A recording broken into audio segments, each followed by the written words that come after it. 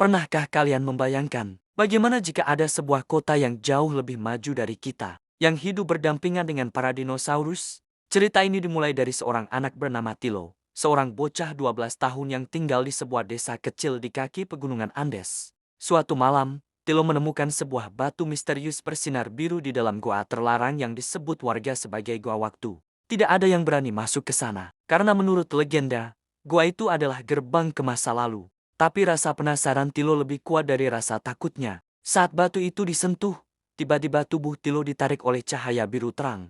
Ketika ia membuka matanya, ia berada di dunia yang sangat berbeda. Langitnya oranye keemasan, udara hangat, dan suara-suara asing menggema di kejauhan. Lalu, Bella kakak-kakak, sebuah Triceratops raksasa berlari di sampingnya, dikejar oleh sekelompok Velociraptor. Tilo tersadar, ia telah kembali ke zaman dinosaurus. Tapi yang mengejutkan bukan itu. Di kejauhan, ia melihat bangunan. Bukan gua, bukan hutan, tapi kota. Bukan kota biasa. Kota dengan menara dari kristal.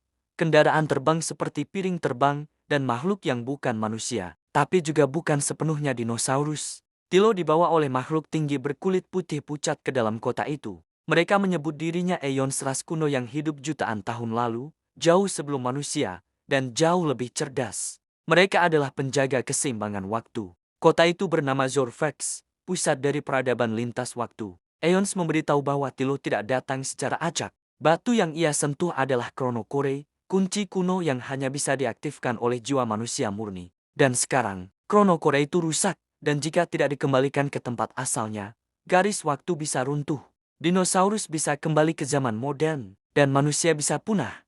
Tilo harus membantu Aeons memperbaiki Chronocore. Tapi batu itu dicuri oleh makhluk gelap bernama Farnak, pengkhianat dari ras Aeons yang ingin membawa kekacauan ke semua zaman. Ia bersembunyi di wilayah terlarang, lembah tulang hitam, tempat para dinosaurus pemangsa hidup tanpa kendali, termasuk sang legenda. Rexix, Tyrannosaurus Rex terbesar yang pernah ada, dengan panjang 18 meter dan kulit sehitam malam. Tilo bersama seekor pterosaur cerdas bernama Vic memulai perjalanan menegangkan ke lembah tersebut.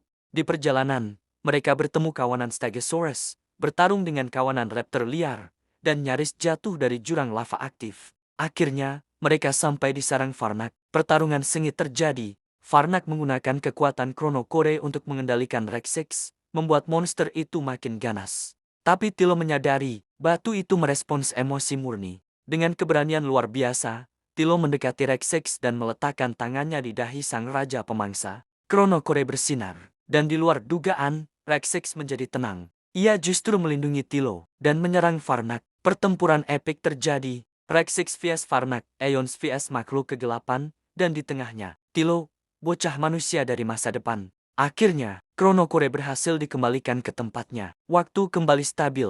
Kota Zorvex mulai menghilang perlahan karena tugasnya telah selesai. Sebelum lenyap, pemimpin Aeons berkata pada Tilo, "Kau bukan hanya pengunjung waktu, Tilo. Kau adalah penjaga masa depan." Dalam sekejap, Tilo kembali ke gua tempat ia pertama kali menyentuh batu itu. Semua terasa seperti mimpi. Tapi saat ia membuka telapak tangannya, masih ada serpihan biru bersinar. Chronocore, seolah menunggu dipanggil lagi suatu saat nanti. Dan sejak hari itu, Tilo menyimpan rahasia itu. Menunggu waktu, ketika dunia butuh penyelamat lagi.